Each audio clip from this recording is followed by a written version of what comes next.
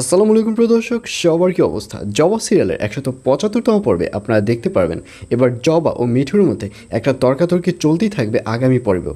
জবা মিঠুকে বলবে, আপনার কথা শুনেই আমার মনে হচ্ছে আপনি কোনো একটা কিছু লুকোচ্ছেন, অর্থাৎ আমি যেটা মনে মনে ভেবেছিলাম সেটি সত্য হতে যাচ্ছে। এবার প্রেমার সাথে আসলেই সত্যি আপনার কোনো কিছু রয়েছে। আর এই কথা শুনে মিঠু আবারও রেগে যাবে। মিঠু বলবে, এটা আপনি কোন ধরনের কথা বলছেন? প্রেমার সাথে আমার কি থাকবে? প্রেমা আর আমি তো সেম ইয়ার, অর্থাৎ আমরা তো একই বয়সী। আর আমি যখন স্কুলে পড়তাম প্রেমাও আমার সাথে সেম ক্লাসেই পড়তো, এবং শুধু পড়া না, আমি যার কাছে প্রাইভেট পড়তাম প্রেমাও ঠিক তার কাছেই প্রাইভেট পড়তো। আমরা জাস্ট এতটুকুই ছিলাম।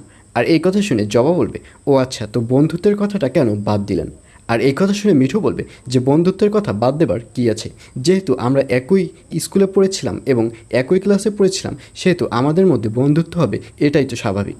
আর এই কথা শুনে জবা আর কোনো কথা বলবে না আগামী পর্বে। আর অন্যদিকে এবার মিজান সাহেব ও লুবনাকে দেখা যাবে তারা একটি রেস্টুরেন্টে বসে খোশগল্প করতে থাকবে, এবং তখন এক পর্যায়ে মিজান সাহেব লুবনাকে বলবে, আপনাকে দেখেই আমার মনে হচ্ছে আপনার জন্য একটা ভালো পাত্র খুঁজে দেওয়া প্রয়োজন।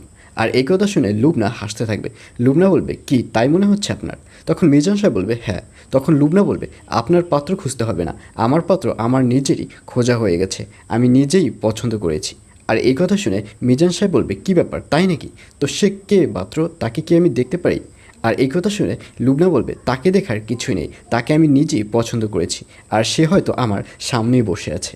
আর এই কথা শুনে মিজান সাহেব খুব ভালো করে বুঝতে পারবে যে পাত্র হিসেবে হয়তো তাকেই ডিপেন্ড করছে এই লুবনা। আর এটি বুঝে মিজান সাহেব আর কোনো কথা বাড়াবে না। আর অন্যদিকে এবার মিঠুর বড় ভাবিকে দেখা যাবে সে দৌড়ে মিঠুর কাছে চলে আসবে, এসে বলবে, তোর ভাই আমার সাথে রাগ করে বাসা থেকে চলে গেছে, সে বলে দিয়েছে সে আর বাড়িতে ফিরবে না, তুই তাড়াতাড়ি তোর ভাইকে একটা ফোন দে।